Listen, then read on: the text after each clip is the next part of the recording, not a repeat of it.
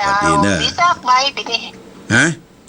มีซากใบจะส่งไปฮื้อมันเป็นยังพูดก็เขียนที่โยมกันโมทนาเนี่ยตั้งใจฟังเนอะต่อไปจะได้เต้ทำเนี่ยคำนวณเนอะจะได้เต้ทำละญาติโยมก็ตั้งอกตั้งใจฟังทำผูกนี้ชื่อว่าธรรมจักรกับปวัตนสูตรซึ่งเจ้าภาพในวันนี้ก็คือพ่อน้อยเกษมแม่จันสมวงเคลื่อนจากบ้านบ่อนปิ่นใต้เป็นเจ้าภาพก็ดาคัวมาเป็นบรรลุอุบที่เป็นลักก็เข้าใหม่เข้าสารใหม่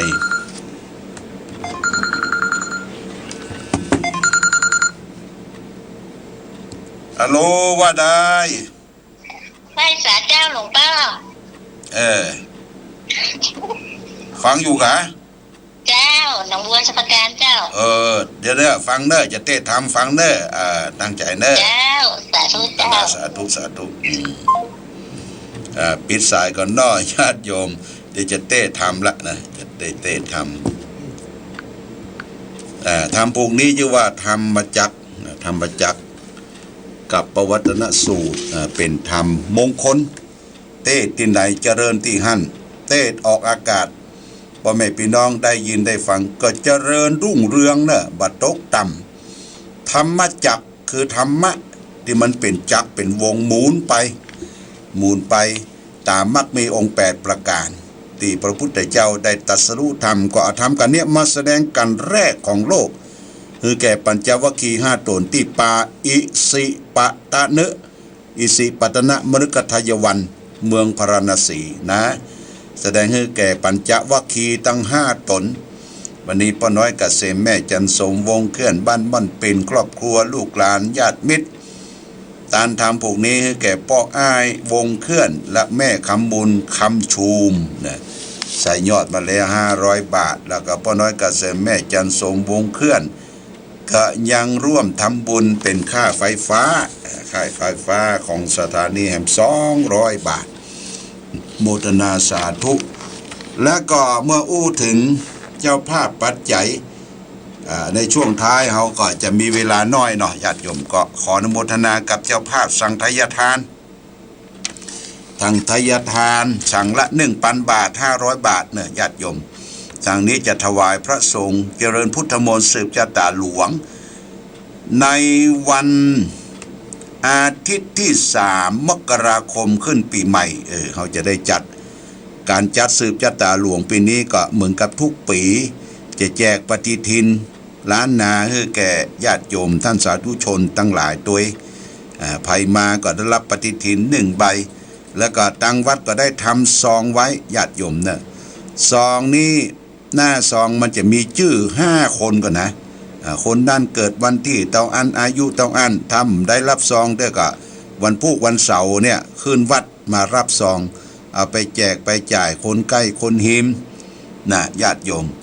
และสังฆทานในวันที่จะถวายสงฆ์เฮานิมนต์ทุเจ้าประสงค์21รูปก็เท่ากับ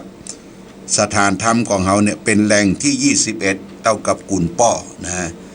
ก็เจ้าภาพมีพ่อหมออินทร์แม่จงดีเชื้อกันทา1 สังแม่นิพามูลเทียนม่อนปิ่น1 สังแม่บัวผัดกุรันแม่ศูนย์ต้นซ่าน1 สังแม่หลวงศรีดาจันทวีหนองเอิง1 สังและแม่สมควรดงดังบ้านสวนดอก1 สังอันนี้เป็นเจ้าภาพที่รับเขาก็จะมาประเคนเองเนอะในวันที่3 มกราการสืบชะตาปีนี้ก็ต้องเฝ้าระวังญาติโยมคือเขาจะจัดเก้าอี้หรือนั่งคือห่างกันพอสมควร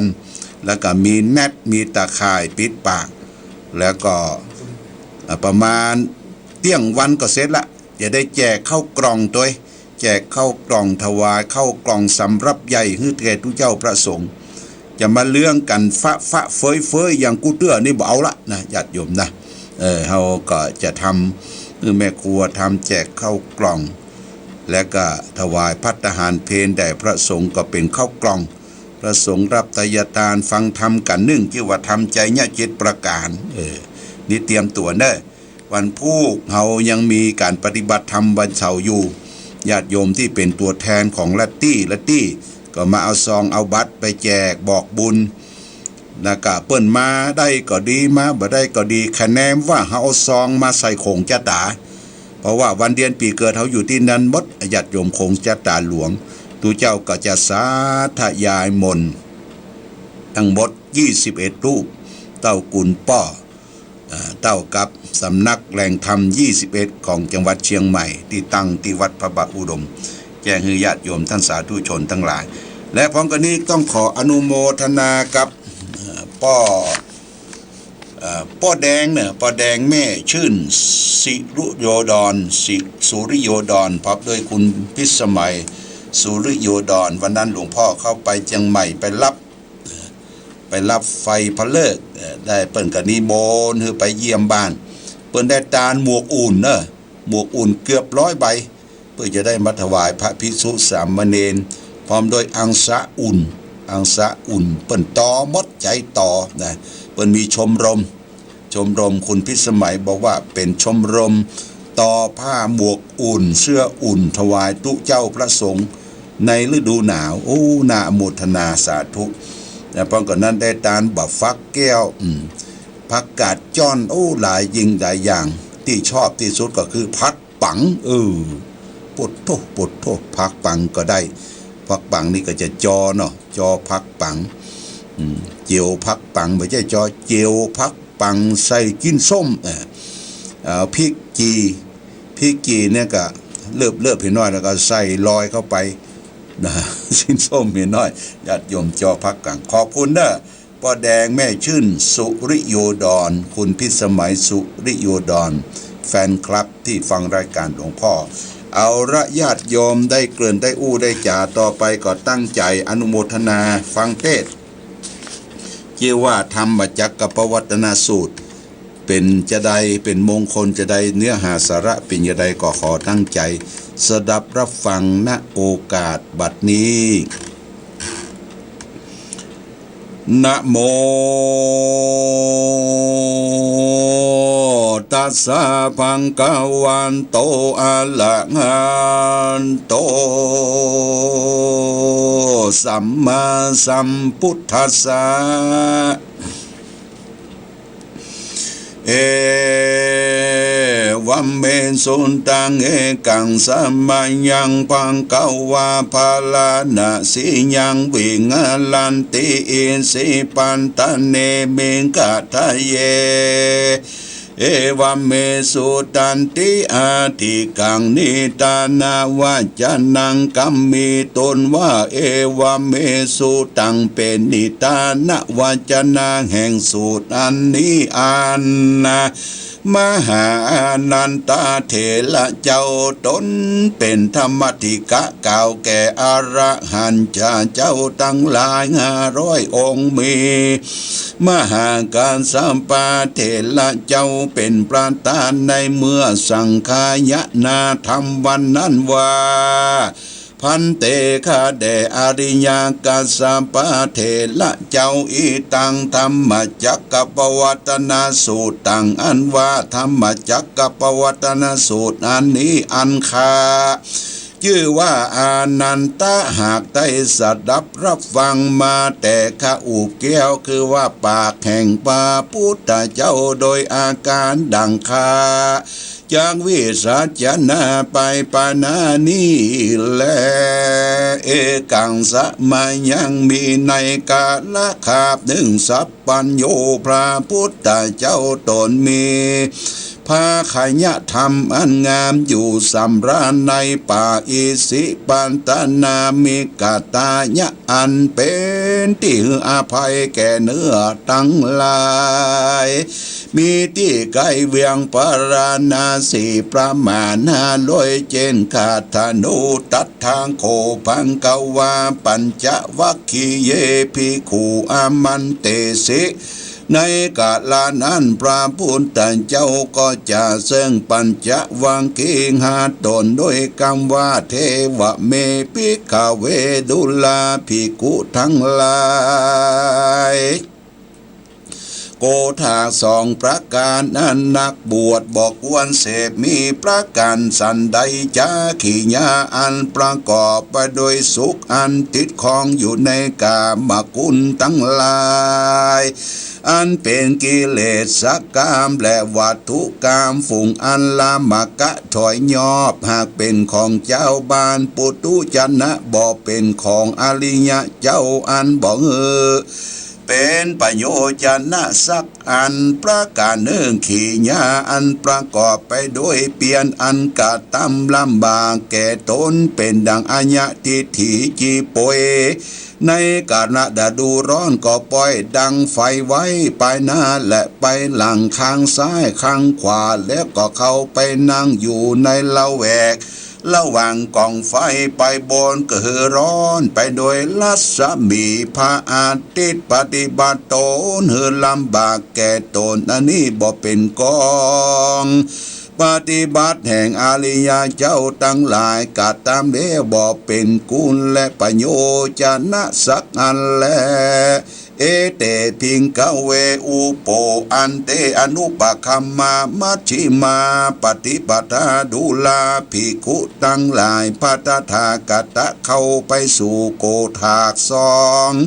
อันนี้อยู่ในตำกลางบอกเคร่งนักบ่ยานนักก็จริงได้ทัดพระญาสัพปัญญูตัญญาบังเกิดยังตัวหือประกอบอันใดเล็งเห็นอันทำตั้งมวลญาณกาลนีอันบังเกิดยังญาณพระญาเล็งหันทำตั้งมวลเป็นไปโดยลำงับดำกิเลสตั้งมวลเพื่อหือได้ทัดยิ่งนักยังอริยสัจธรรม เพื่อกระทำเนื้อนิพพานเนื้อแจ้งก็มีแลอากตะมาจาสาปิกเวดุลาภิกขุทั้งหลายมัชชิมาปฏิบัติคือปฏิบัติเป็นกลางบอกเข่งบอกญาณนักนั้นพัตถากตะได้ทัดพญาเป็นสัพปัญญูบังเกิดยังตาเล่งหันธรรมตั้งมวลก็เป็นไปลำดับเสียยังกิเลสตัณหาตั้งมวลเพื่อเฮรูยิ่งนักเพื่อเฮได้ทัดยิ่งยังเพื่อกระทำเปลี่ยนยังนิพพานนื้อแจ้งนั้นฝุ่งได้จาอายะเมวะอริโยอัตถังกีโกส่วนมัชชิมาปฏิปทานั้นคือมรรคแปดฝูงนี้คือสัมมาทิฏฐิสัมมาสังกัปโปสัมมาวาจาสัมมากัมมันโตสัมมาอาจิโวสัมมาวายาโมสัมมาสติสัมมาสมาธิอันว่าพระตถากตะหากได้ทัดยังสัพปัญญูตัญญาอันบังเกิดยังตาคือพระญาอันเล็งเห็นธรรมตั้งมวลอันบังเกิดยังญาณพญารู้ธรรมตุงมวลก็เป็นไปเพื่อรำนับดับกิเลสเพื่อรู้ยิ่งนักเพื่อกระทำนิพพานแจ้งก็มีลายทางโคปนาภิกเวทุกขังอริยสัจจังภิกเวดุลาภิกขุทั้งหลายส่วนอริยสัจจะนั้นคือว่าปฏิสนธิกำเนิดอันเกิดมาแห่งทรัพย์ทั้งหลายเป็นอันทุกข์มากหนักตั้งแต่เกิดในต้องแม่ขี้ญาอันจักได้ยินก็บ่มี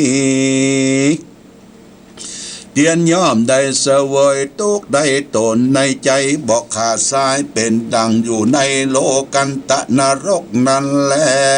แม้นว่าจะลาเท่าแก่ก็มาเป็นทุกข์แม้นว่าเปียที่อันเกิดในตนตั้งมวลก็มาเป็นทุกข์แม้นว่ามรณะการจุติตายแตกม้างแห่งขันธะตังหาก็มาเป็นทุกขีญาอันประกอบด้วยผู้อื่นมาจังตนก็มาเป็นทุกการได้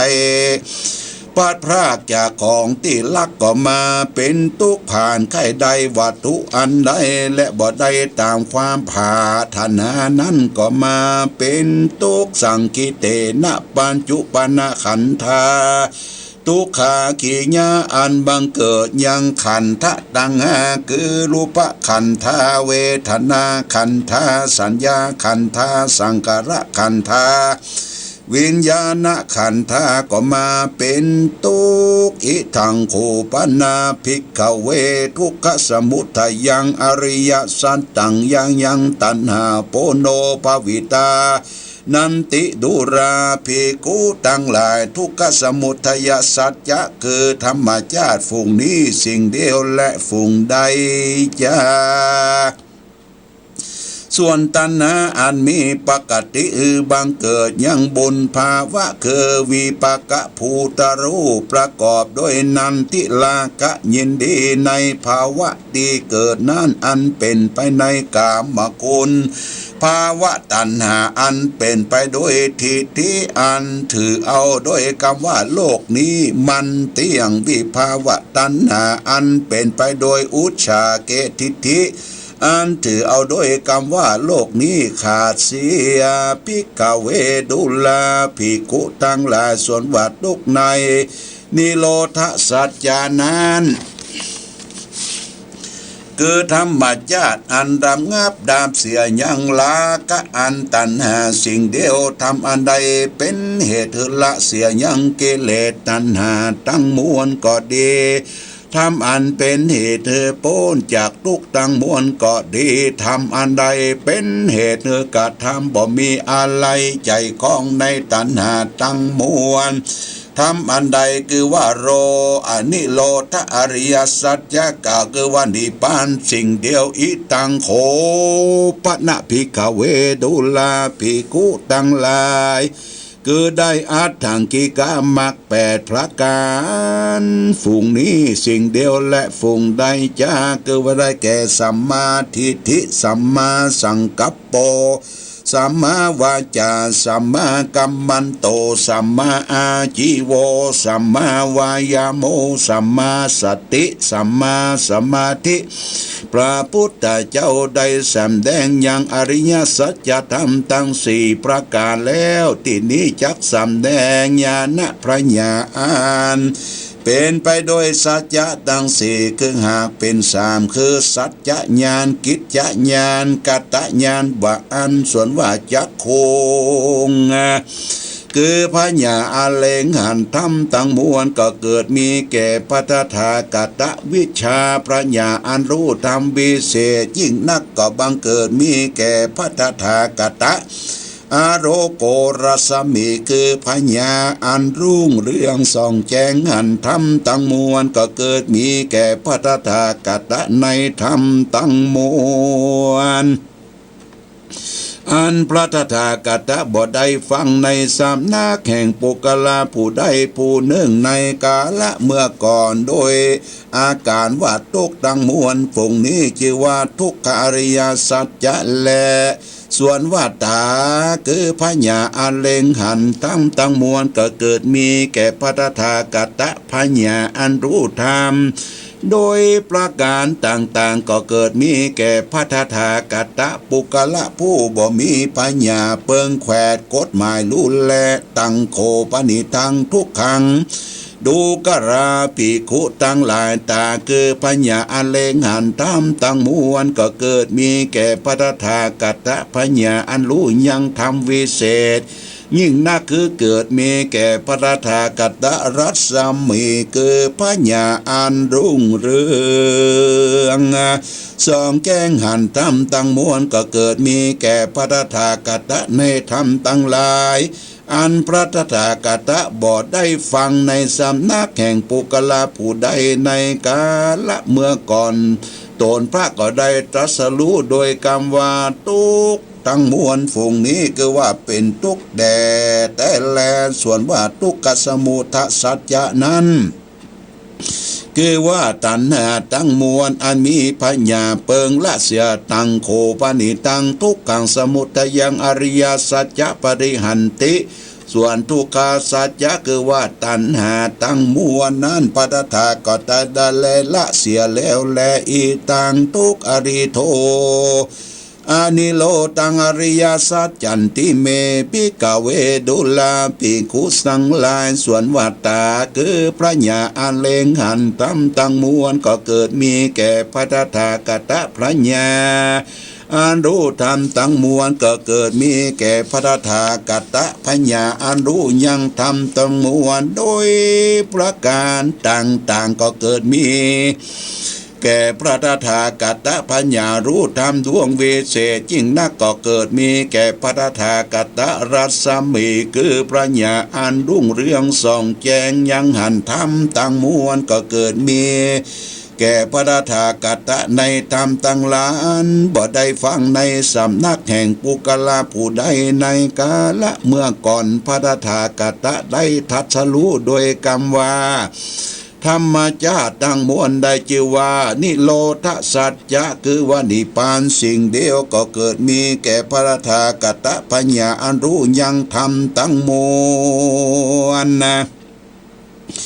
โดยประการต่างๆก็เกิดมีแก่พระตถาคตปัญญาอันรู้ธรรมดวงวิเศษยิ่งนักก็เกิดมีแก่พระตถาคตรัศมีคือพระญาอันรุ่งเรืองส่องแจ้งในธรรมต่างมวลก็เกิดมีแก่พระตถาคตอันบ่ได้ฟังในสำนักแห่งผู้ใดในกาละเมื่อก่อนโดยกรรมว่าปฏิบัติเข้าสู่นิพพานนั้นได้ชื่อว่าทุกขนิโรธคามินิปฏิปทาตังโคปนิทังทุกขนิโรธคามินิปฏิปทาอริยสัจจังภาเวตปั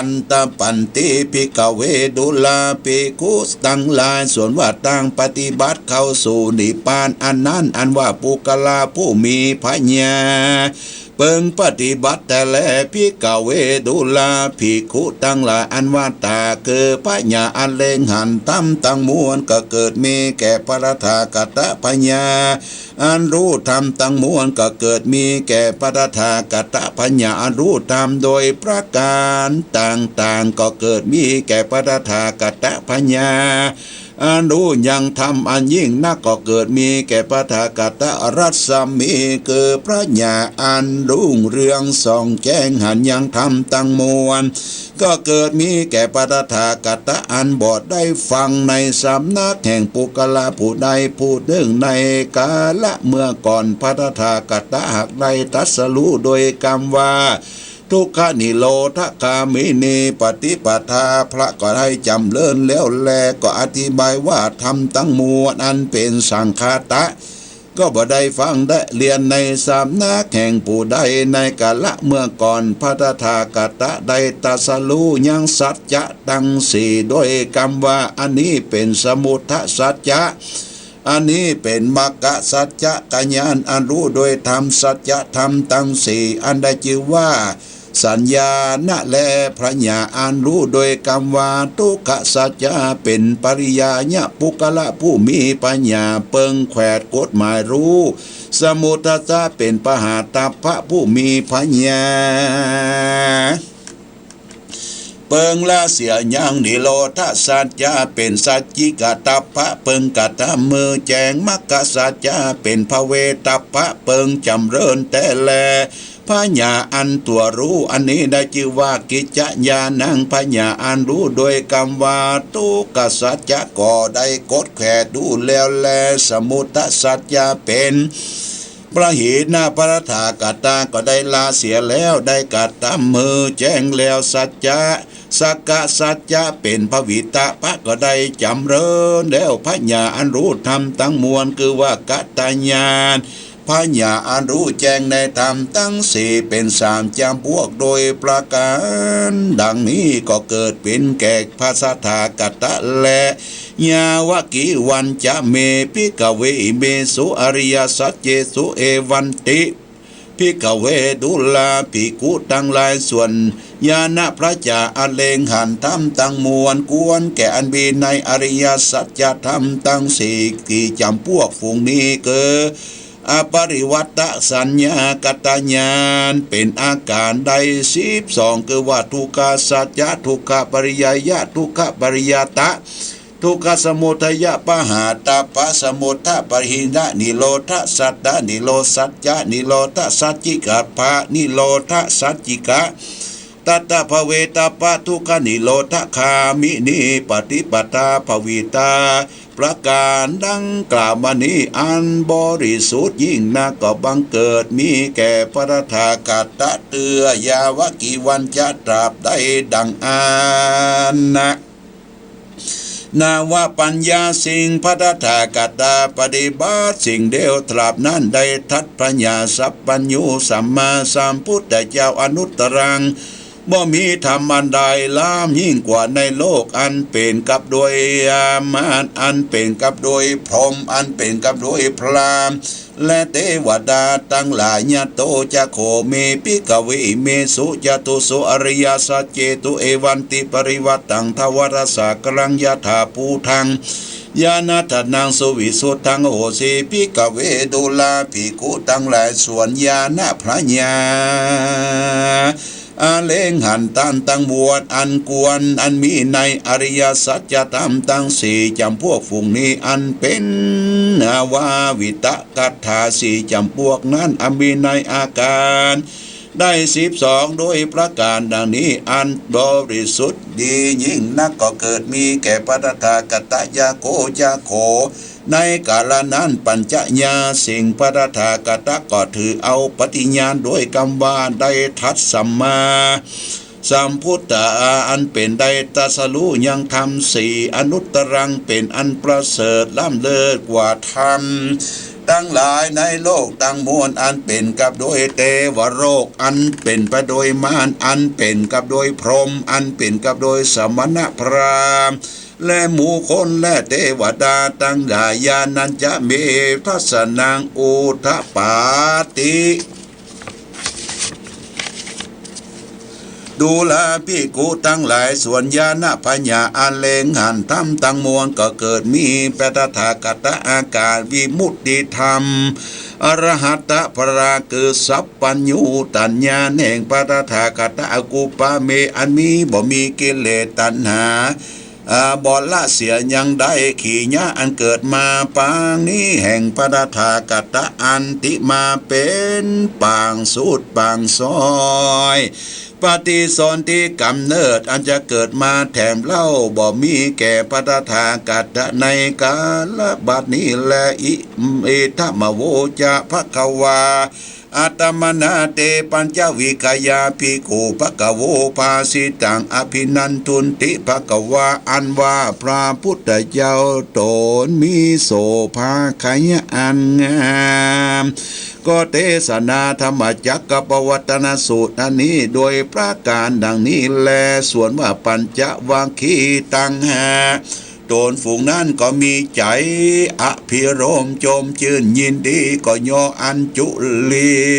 พระนมตั้งคำหอมน้อมนมัสการขานรับเอาธรรมเทศนาแห่งพระพุทธเจ้าว่าสาธุสาธุภาสิตังตถาคตังดังนี้ก็มีวันนั้นแลตัสสมิงจะปนะวยากรยัสมิงในเมื่อแล้วธรรมเทศนาตินั้นแล้วก็มีคาถาอันใดชื่อว่าเยนะกรณะพระพุทธเจ้าหากเทศนาโดยประการดังนี้ส่วนว่าธรรมจักคือโสตาปฏิมัคคญาณอันปราศจากผงทุลีกิเลสอันเป็นมละมนทีก็กิเลสหากกาดไปแล้วก็เกิดมีแก่อัญญาโกฏัญญาเถระเจ้าตนมีอายุก็โดยกรรมว่ายังกินจิสังขารธรรมาจากกังอันว่าสังขารธรรมอันใดอันน้อยหนึ่งอันมีสภาวะผู้ใดเป็นดังอันสังขารธรรมอันนั้นก็รู้เสียงแต่แลปวัติเตจะภกวาธรรมจักเกภูมาเตว่าในเมื่อแล้วธรรมเทศนาอันนี้พรหมและเทวดาทั้งหลายก็โยมชื่นยินดีก็ส่งเสียงขึ้นไปได้ยินโดยคำว่าธรรมจักรปวัตนสูตรดวงนี้ล้ำเลิศประเสริฐยิ่งนักอันพระพุทธเจ้าตนมีโสภาขยะอาหากใด ละเสียยังโลภะโตสะโมหะเสียแล้วก็ได้เทศนาเป็นไปในที่ป่าอิสิปตนามิกทายะอันมีที่จิมใกล้เวียงปรณสีพรหมและเทวดาทั้งหลายได้เย็นได้ฟังมากนักอันว่าปุกลาผู้ใดผู้หนึ่งในโลกนี้ก็บ่อาจจะคือใดเป็นไปได้แลภูมิมานังเทวานังสัตตังสุตัวส่วนว่าจตุมหาราชิกาพระกวาสัทธมนุสาวิสูงส่วนว่าเทวดาฝูงใดในจันฟ้าจาตุมหาราชิกากันได้ยินเสียงแห่งพรหมและเทวดาทั้งหลายส่งเสียงสาธุการและก็ปาการส่งเสียงต่อขึ้นไปบนส่วนว่าเทวดาทั้งหลายอันอยู่ในจันฟ้าตวาติงสากรรมว่าได้ยินเสียงแห่งเทวดาทั้งหลายอันอยู่จันฟ้าจาตุมหาราชิกานั้นก็ส่งเสียงขึ้นไปบนอันว่าเทวดาอันอยู่ในจันฟ้ายามากันได้ยินแล้วก็ส่งเสียงเทวดาทั้งหลายอันอยู่ในจันฟ้าตาวติงสานั้นก็ส่งเสียงขึ้นไปบนส่วนว่าเทวดาทั้งหลายอันอยู่ในจันฟ้าตุสิดากันได้ยินแล้วก็มาส่งเสียงขึ้นไปบนแถมเรายามนั้นเทวดาทั้งหลายอันอยู่ในจันฟ้านิมารติกันได้ยินเสียงสาธุการอันนั้นแล้วก็ซ้ำส่งเสียงขึ้นไปบนแถมเล่าแลส่วนว่าเทวดาทั้งหลายอันอยู่ในจันฟ้าพรหมปริจาก็ปากันส่งเสียงขึ้นไปบนทัดนั้นนาแถมเล่าพราหมณ์ทั้งหลายอันอยู่ในจันฟ้ามหาพรหมการว่าได้ยินเสียงแห่งพรหมตั้งหลายอันอยู่จันโฟมปรุหิตาก็ส่งเสียงขึ้นไปบนละแลส่วนว่าพรหมตั้งหลายอันอยู่ในจันฟ้าปริตาภากันได้ยินเสียงอันนั้นแล้วก็ส่งเสียงขึ้นไปบนละแลส่วนว่าพรหมตั้งหลายอันอยู่ในจันฟ้าอัปปนาภาก็ได้ยินเสียงแห่งพรหมทั้งหลายอันอยู่ในจันฟ้าปริตาภานั้นแล้วก็จำส่งเสียงต่อขึ้นไปบนส่วนว่าพรหมทั้งหลายอันอยู่จันฟ้าอาภัสรานั้นกันได้ยินเสียงแล้วก็ซ้ำส่งเสียงขึ้นไปบนแถมเล่ายามนั้นพรหมทั้งหลายอันอยู่จันฟ้าปริตาสุภากันได้ยินเสียงนั้นแล้วก็ส่งเสียงขึ้นไปบนส่วนว่าพรหมทั้งหลายอันอยู่ในจันฟ้าอัปปนาภานาสุภาได้ยินเสียงแห่งพรหมทั้งหลายอันอยู่จันฟ้าจันไปต่ำตนนั้นแล้วก็ซ้ำส่งเสียงขึ้นไปบนอัปปมานะพานังอัปปนาพานังเทวนังสัตตังสุตโตส่วนว่าพรหมทั้งหลายอันอยู่จันฟ้าสุภกินหากาได้ยินเสียงจากพรหมสันนั้นแล้วก็ส่งเสียงขึ้นไปบนและแด่สุภกินหานังเทวนังสัตตังสุตโตส่วนว่าพรหมตั้งหลายอันอยู่จันฟ้าอวิหานั้นก็ได้ยินเสียงแมวก็สร้างส่งเสียงขึ้นไปบนแถมเล่ายามนั้นพรหมทั้งหลายอันอยู่จันฟ้าอาตาปากันได้ยินเสียงแห่งพรหมทั้งหลายก็ส่งเสียงขึ้นไปบนส่วนว่าพรหมทั้งหลายอันอยู่จันฟ้าสุทัสสานานได้ยินแล้วเสียงแห่งพรหมทั้งหลายอันอยู่ในจันฟ้าอาตาปานั่นก็ส่งเสียงขึ้นไปบนแลส่วนว่าพรหมทั้งหลาย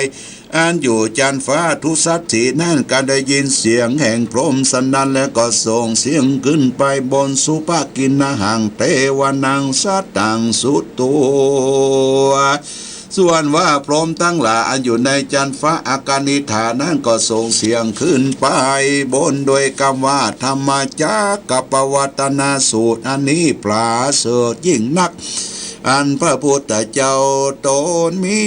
โสภากายะอันงามหากเทศนาเป็นไปในป่าอิสิปตนะมิกตายะอันมีจิมไกเวียงปรณสีก็มีแลธรรมจักกับปวัตสูตรอันนี้สรมก็ดีพ พรหมก็ดีเทวดามารพรหมก็ดีปุกละผู้ใดในโลกนี้ก็บ่อาจจะคือเป็นไปได้แลสัตตาสำเนียงเสียงอันเทวดาพรหมทั้งหลายก็ร้องออกเป่าเตียนหือกันได้ยินก็แผ่สลาบขึ้นไปตั้งแต่แผ่นดินนี้ขึ้นไปตราบต่อเต้าถึงอากานิธาพรหมโรในกาละบัดเดียวพหุตะยามเดียวก็โดยประการดังกล่าวมานี้แลส่วนว่าหมื่นโลกจักรวาลตั้งมวลสั่งกรรมปิไว้ขึ้นไปบนธรรมจักรกปวัตนสูตรบายบนสัพพเวทิก่อนนะก็วันไหวหมดจุกกั้มจูปายก็ไม่แลส่วนโอภาสรัศมีอันรุ่งเรืองส่องแจ้ง พระเสริฐรำเริดกว้างขวางยิ่งนักหาประมาณบอดใดคู่ล่วงข้ามอนุภาวะแห่งเทวดาตั้งหลายและพรหมตั้งหลายก็ปรากฏมีในโลกนี้ส่วนอนุภาวะแห่งพระพุทธเจ้าก็มีในกาละยามนั้นอัฏฐโขภควะอุทานังอุทาเนสิในกาละนั้นพระพุทธเจ้าก็นำเอาอย่างอุทานกาถาอันนี้ว่าโพดุลาโกทัญญะอันรู้แล้วนอว่าอันได้ชื่อว่าโกทัญญะเจ้าโดยประการดังกล่าวมานีแลหิโดยมีแต่แลพระพุทธเจ้าทั้งหลายกันไหวใต้ทัดพญาสัพพญูตัญญาแล้วก็เตียนย่อมเทศนาธรรมจักดวงนี้ก่อนทำตั้งหลายตั้งมวลเหตุตั้งอันพระโกตมะเจ้าแห่งเรากันได้ทัดพญาสัพพัญญูเป็นพระพุทธเจ้าละหัมปิมหาพรหมก็ราตนามาขอเจิญพระพุทธเจ้าเพื่อเทศนาธรรมในกาลนั้นพระพุทธเจ้าก็เทศนาธรรมจักรปวัตนสูตรอันนี้แก่ปัญจวัคคีย์ห้าตนในป่าอิสิตินป่าอิสิปตนะมิกทายะในป่าที่นั้นในเดือน10 เพ็งอันเป็นวันเข้าวาสานั่นแหละในเมื่อแล้วธรรมจักรปวัตนสูตรอันนี้ลำดับปัญจวัคคีย์ห้าตนส่วนว่าโกณฑัญญะเถระเจ้าก็ได้ถึงโสตาปฏิภระแม้นสลมตั้งหลายอันมากนักประมาณว่าได้18 โกฏก็ได้ถึงมรรคปรธรรมตั้งหลายเหตุใดฟังธรรมธรรมจักรปวัตนสูตรอันนี้อันพระพุทธเจ้าหากเทศนาก่อนธรรมตั้งมวลประกาศหนึ่งผู้ใดได้สร้างได้ฟังธรรมดวงนี้ก็มีพระอานิสงส์อันกว้างขวางมากนักก็มีโดยประการดังกล่าวมานี่แหละนะธรรมจักรปวัตนุสังนิติตังขีญาอันกล่าวยังธรรมจักรปวัตนสูตรก็บังโกมสมเร็จเสด็จญาติโยมจบเนื้อธรรมจักรใจเวลาเกือบจะ30 นาทีเนาะญาติโยมได้ฟังเนื้อหาสาระของธรรมกันแรกของโลกที่พระพุทธเจ้าได้แสดงให้แก่ปัญจวัคคีย์5 ตนที่ป่าอิสิปตนะมฤคทายวันใกล้จิมใกล้เมืองปารณสีพอฟังธรรมมาจักรปวัตนสูตรจบเนี่ยปัญจวัคคีย์อัญญาโกฏัญญะรูปองค์ที่อาวุโสที่สุดได้เกิดดวงตาเห็นธรรมเมื่อเกิดดวงตาเห็นธรรมแล้วพระพุทธเจ้าก็ตรัสว่าอัญญาได้รู้แล้วหนออัญญาได้รู้แล้วหนออัญญาได้รู้แล้วหนอแล้วก็ตรัสว่าอัญญาเธอจงเป็นภิกษุมาเถิดตามอันใดที่เรากล่าวดีแล้วเธอจงมาประพฤติพรหมจรรย์ให้ถึงที่สุดทุกนะเพียงพระดำรัสแค่นี้อัญญาโกฏัญญะก็เป็นสาวกรูปแรกของพระพุทธเจ้าจึงครบกำเนิดพระรัตนตรัยมีพระพุทธพระธรรมพระสงฆ์เกิดขึ้นวันเข้าพรรษาเดือน10 เพ็งพระรัตนตรัยครบนะญาติโยมนะหลังจากนั้นพระพุทธเจ้าก็โปรดสัตว์เวนยสัตว์ทั้งหลายคือเฮาได้พ้นจากทุกข์ทางกายตั้งใจไปทั่วโลก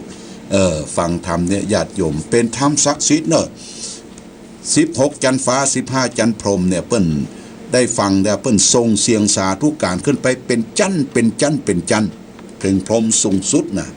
พิเศษญาติโยมเอาละเอาได้ฟังธรรมต่อไปก็จะได้รับน้ำมนต์นะญาติโยมนะน้ำมนต์เพื่อญาติโยมจะได้เกียมภาชนะต่อฝ้ายต่อได้มาที่ขันน้ำมนต์ที่ขันน้ำมนต์ที่เฮาเกียมไว้เป็นขวดน้ำมนต์เป็นอย่างเอาดงเอายงทรายบางทีญาติโยมก็เอาพระพุทธรูปมาตั้งไว้ที่วิทยุว่าพระพุทธเจ้าเป็นประธานให้น้ำมนต์อาตมาเป็นสาวกเป็นผู้นำต่างเป็นผู้นำต่างเอาคำสอนของพระพุทธเจ้ามาสาธยายเป็นน้ำมนต์เป็นภาษาบาลีฝากคือแก่ญาติโยมทรงท้ายปีเก่าต้อนรับปีใหม่เนอะตั้งใจณโอกาสบัดนี้ปริตัวนาเมตังสเมตาพตันตาอเวคิตาจิตตาปริตังปนันตุสเกกาเมจะรูเปกิริสิขลตาเตจันตริเกวิมานิทิเปลเตจะคเมตโลวนาคาเนอารามวัตุมิเขเตภุมมาจยันโตอารามนปเตอารามวัตุมิเกเตวัตุภุมมาทยัตโยจตุโรกาปราญายามราชาอินโตเวสวนาราชาริยเมตโย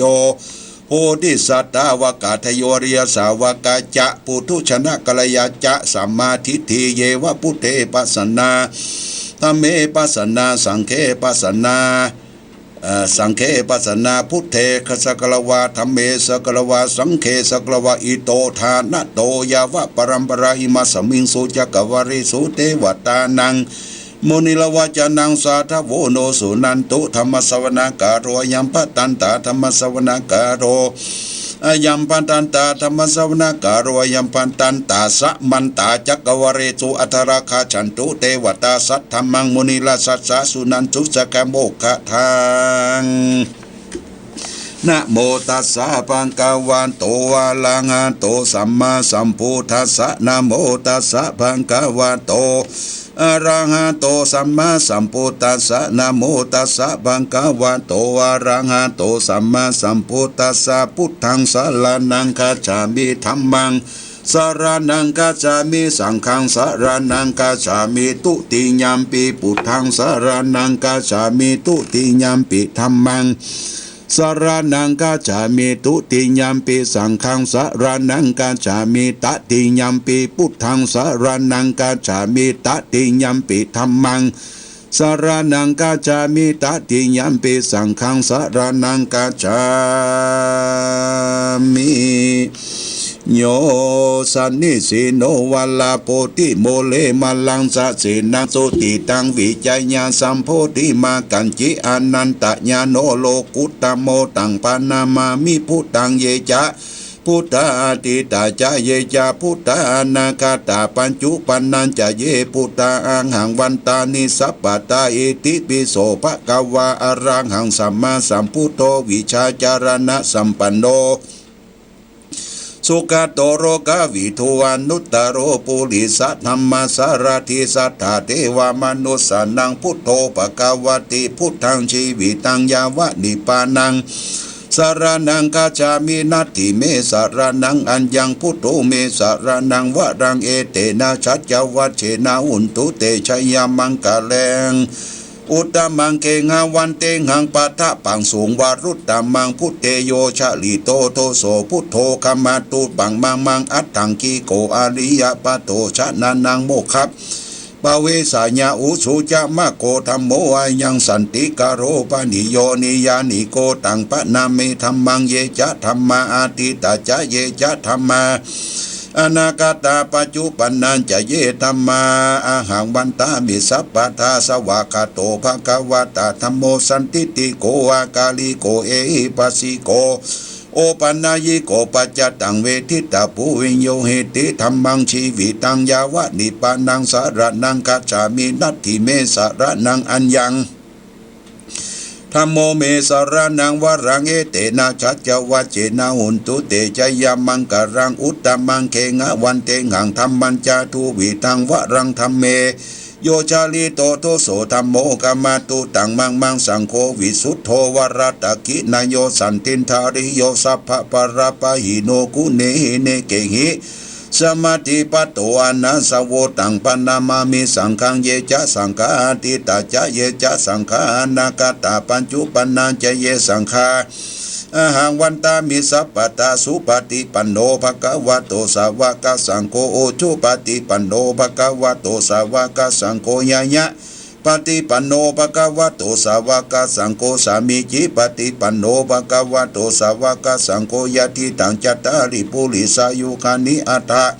ปุริสาปุกาลาเอสะภะคะวะโตสาวกสังโฆอะหุนายโยปะหุนายโยทักขินายโยอัญชาริการะนิโยอนุตตรังปุญญากิตังโลกัสสติสังฆังชีวิตังยาวะนิปานังสารนังคัจฉามินัตติเมสารนังอัญญังสังโฆเมสารนังวรังเอเตนะชัจจวัจเจนะหุนตุเมชัยยมังกลังอุตตมังเคหะวันเตนังสังคัญจาทุวิทุตตมังสังเคโยชาลิโตโตโสสังโฆขมาตุตังมะมังเอเจวะมัตตนะมัสสนายังนมัสสะมโนรัตนะตยังปุญญาภิสันตังวิปุลังอลตังตัสสานุภาเวนะนะหันตรายโยนะโมเมสัพพะเทวนังสัพพะคะระหังจะเทวนังสุริยัญจะปะมุญจะตัสสะสีภูโมจะเทวนังวุโธระพังภวิชติชีโวสุกโรจะมหาราพังโสโรระหูเกตุละโหจะมหาราพังสัพพะพยังวินาสันติสัพพะทุกขังวินาสันติสัพพะโรกังวินาสันติรักขณาหังวันตามิสัพพตาสัพเพเทวมังปรยันตุสัพพตาเอเตนะมังกรเตนะสัพพะโสธีพระวันตุเม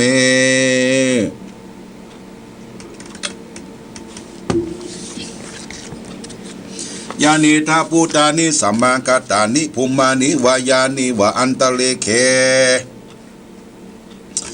ปานิตังโสยานิทาภูตานิสัมมากตานิภูมานิวายานิวะอันตะเลเคสเปวะภูตาสุมานะปวันตุอันโทปิสักกัจจสุนันตุปัสสิตังตัสมาหิปุตานิสาเมตังสเปกสเปเมตังกาโลตามนุชิยาปัจจายติวจารโตจารันติเยภลินตัสมาหิเนลกตาอปมัตตายังกินชีวิตังอิตาวะหุรังวาสเกโสวายังรัตนังปานิตังนาโนสัมมังอติตตากเตนะอิตัมปิโปเทรัตนังปานิตังเอเตนะสัจเจนะสุวันจุขยังวิรากังอมตังปานิตังตยสักกะสักกยมุนีสมัยโตนะเตนะธรรมเมสมาธิกินจิธรรมปิธรรมเมรัตนังปานิตังเอเตนะสัจเจนะสุวัติอุโดสัมพุทเทสัมพุทธเสโตปรินัญญาสุจิงสมาธิมันตาลีกัญญมหุสมาธินาเตนะสมุนาวิชติธรรมปิธรรมเมรัตนังปานิตังเอเตนะสัจเจนะสุวัติอุโดเยภุคาราอัตสัตังปัสสัตจัตตลิเอกนิยุคานิหุนติเตทักขินายสุกัสสะสาวกะเอเสสุทิญนิมหาปลานิอิตัมปิสังเครัตนังปานิตังเอเตนะสัจเจนะสุวัติอุนโตเยสุปยุตตามานาสัตตันหินานิกามิโนโคตมัสสะสนาเมติปฏิปตาอมตังเวคารัตตามุตานิปุติปุจันมานิอิตัมปิสังเครัตนังปานิตังเอเตนะสัจเจนะสุวันตุยะถินตะกิโลปะเทวงสีโตสียาจตุปิวะเพปิอาสัมปะกะปิโย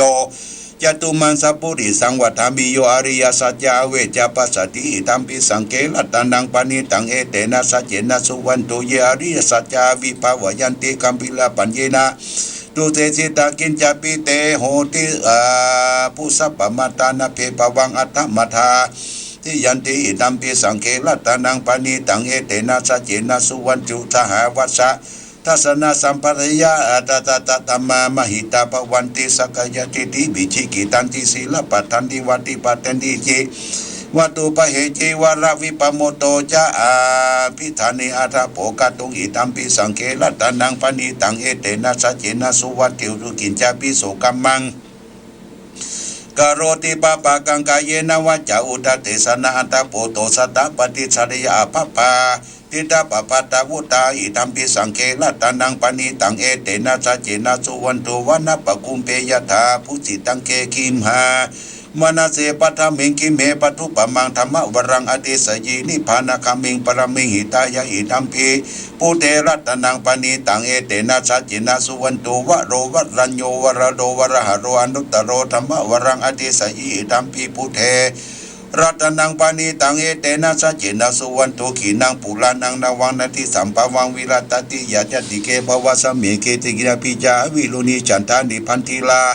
ยะทายัมปตุอิตัมปิสังเกลัตตันังปานิตังเอเตนะสัจเจนะสุวัติหนตุยานิตาปุตานิสัมมากัตตานิปุมมานิวายานิวะอันตะเลเกตตากตังเทวมนุสปุติตังพุทธนามัสสมาสุวัติโตยานิตาปุตานิสัมมากัตตานิปุมมานิวายานิวะอันตะเลเกตตากตังเทวมนุสปุติตังธรรมสมาสมาสุวัติหุนโตยานิตาปุตานิสัมมากัตตานิปุมมานิวายานิวะอันตะเลเกตตากตังเทวมนุสปุติสังฆังนามัสสามิสุวัติหุนโตรัตนะโสตังยันตุนิมิตังอวะมังคลัญจโยยามานาโปสากุณาสัสสะโตปะปะกะโหตุสุปินากตังพุทธานุภาเวนะวินาสมินโตยันตุนิมิตังอวะมังคลัญจโยยามานาโปสากุณาสัสสะโตปะปะกะโหตุสุปินากตังธรรมานุภาเวนะวินาสมินตุยันตุนิมิตังอวะมังคลัญจโยยามานาโปสกุณาสัสสะโตปะปะกะโหโตสุเปนากันตังสังฆานุภาวินาวินาสัมเมนตุมหากรุณิโกนาโทหิตายะสัพพปานินังปุเรตวปารมีสัพพปะโตสัมพุติมุตตมังเอเตนะชัจจวัจเจนะอุนตุเตชยมังกลาชยันโตโพธิยมุเลสกยานันติวัฒโนเอวังตวงวิจโย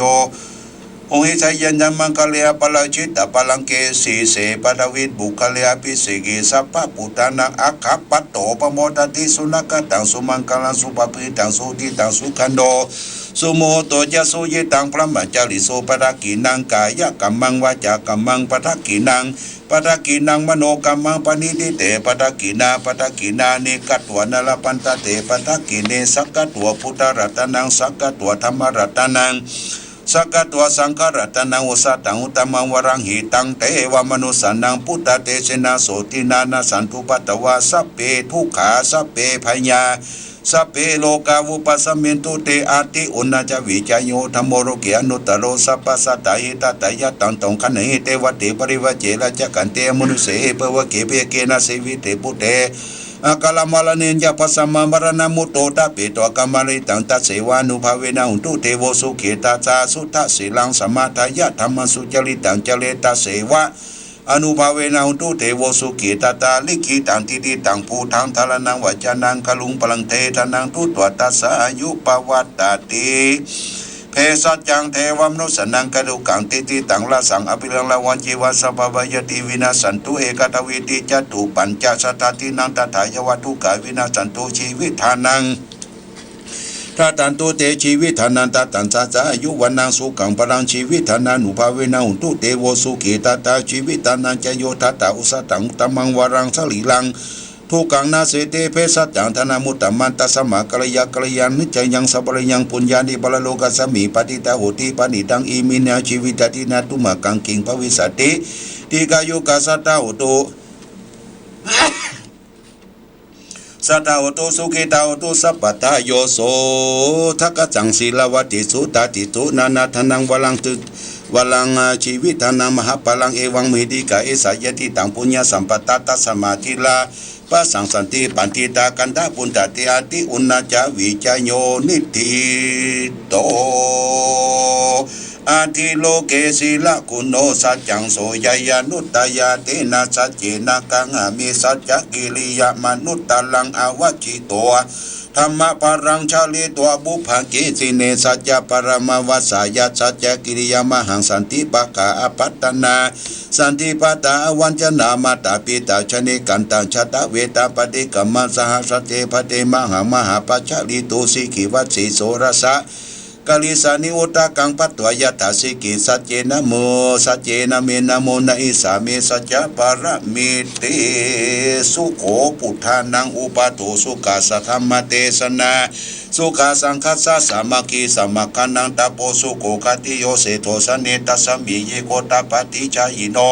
วิชาจารณะสัมปันโนโสเสโตเทวมนุเสเทวตปฏิอติโตรัตติมาปฏิจันติมาสันนาโตคติโยตปฏิสายตปฏิประมาโนอัตสปะโหลตังพุทโตตปฏิเตสะสาอโรคญาปรมาลาภสันตุติปรมังทานังวิสาสาปรมายาติดิปานังปรมังสุขังญาติโยมท่านสาธุชนทั้งหลายได้รับน้ำมนต์นะ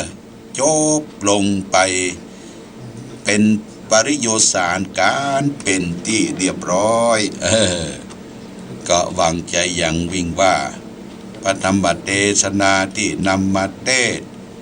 น้ำมนต์ที่ได้สาธยายไปก็จะเป็นมังคละเป็นมงคลก้ำจูตนท่านทั้งหลายเอาเป็นน้ำมนต์ไว้ดื่มไว้กินไว้อาบพระพรหมทั่วบ้านทั่วจองส่งท้ายปีเก่าตอนรับปีใหม่เนอญาติโยมเนอคือมีความสุขกายสบายใจเหมือนกันจูผู้จูคนก็ญาติโยมฟังเทศแล้วรับน้ำมนต์แล้วรับพรในคำเนอยะถาวลีวังหาปุระปาริปูเรนติสาครังเอวะเมวะอิโตทินังเปตานังอุปกปปติอิชิตังปฏิตังตุมหังคิปะเมวะสัมเบญจันตุสัพเพปุเรนตุสังคปะจันโตปันนะระโสยถามณิโจติละโสยตาสัพพิติโยวิวัสสันตุสัพพะโรโกวินาสันตุมาเตภวะตวนตรโยสุขีติขายุโกภวะอภิวาทานาสีลิสะนิจังพุทธาปัจจายิโนจัตตารโอธรรมวัฏันติอายุวันโนสุขังปะลังอะโลว่าไงครับการนมัสการครับอนุโมทนาวันดีได้ยินแล้วหลวงพ่อครับนะถ้ารถข้าไม่คนตั้งเวียงปะเป้าวันนั้นโทรมานะครับหลวงพ่อต้องวัดทำมาฟังคืนใดรีบขึ้นอย่างเนี้ยหองเนี่ยประเด็นน่ะโยมฮะโดยหมอกครับโดยหมอกเนาะโดยหมอกเดลิโอเนาะครับ94ครับของนายสุวรรณครับ94ของคุณดารินีของไผของนั้นน้อยสุวรรณครับน้อยสุวรรณครับอันนี้ผมฟังจากโดยหมอกนะครับดีละชัดเจนดีกว่าครับชัดเจนครับโมทนาสาธุเด้อโมทนาสาธุนมัสการครับเจริญพรโยมปาจันเจริญพรอาสาต่อไปญาติโยมเหลือเวลา5 นาทีเด้อใครจะจะรับฟังเป็นประการใด0819515864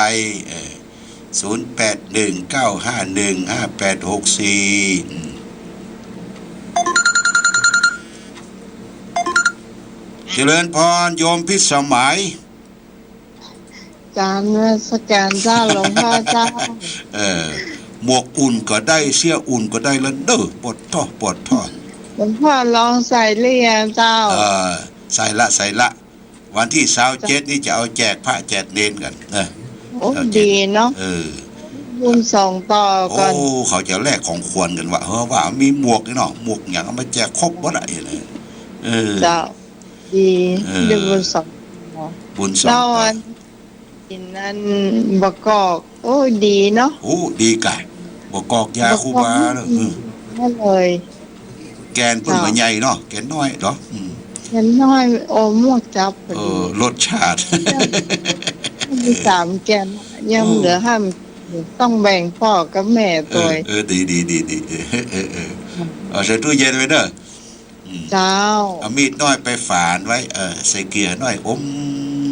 ชุ่มคอมันชุ่มคอครับ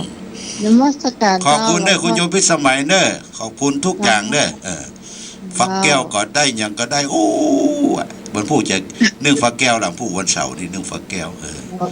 กับน้ำพริกตาแดง โมทนาสาธุเนออายุวันโนสุขังพลัง สาธุจ้าหลวงพ่อจ้า อาสาต่อไปญาติโยมยังมีเวลาอยู่เนาะมีเวลาอยู่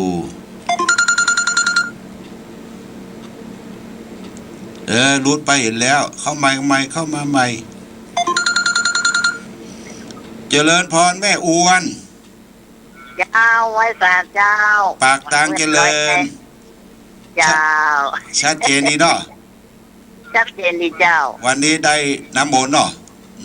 เจ้าได้แล้วเจ้า โอ้ดีละดีละอนุโม เอา ท พระ นา เอาพระเอาเขาพระเขายองวิทยุเอาสายเขาฟัน แม่น น้ำมูลเนี่ย แม่น เอา แม่น ปัดเข็นตัวสัวตัวเนี้ย สืบชะตาสืบชะตาเนาะ เจ้า โอ้ดีละดีละดีละเอาไว้ โมทนาสาธุแม่อ้วนเนอะขอบคุณเนอะ เจ้าเจ้า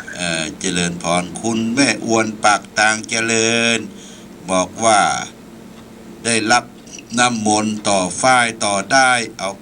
พระพุทธรูปยองวิทยุเอาฝ้ายมาเคียนตัวด้วยว่าปุ๊ดโตสุดยอดสุดยอดโมทนาสาธุ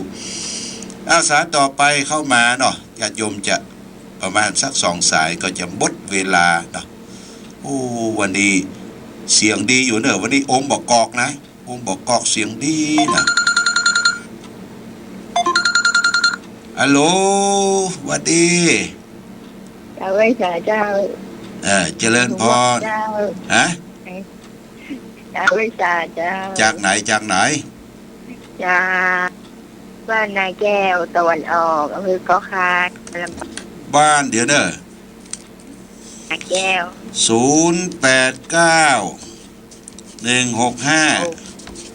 666 6661เนาะ เจ้า แม่หยังแม่หยัง ชื่อสมาพรเจ้า สมาพร จันทราจุโพน บ้านนาแก้วเนาะ เจ้านายแก้วตะวันออกเจ้า นาแก้วตะวันออกเกาะคา เจ้า เกาะคาโอ้ชัดเจนดีกว่าโยมชัดเจนดีกว่า สี่เจ้า โอ้โมทนาสาธุเนอะติดตามรายการได้น้ำมนต์ด้วยเนาะ ได้เจ้า ได้กูวันศุกร์แล้วก็ต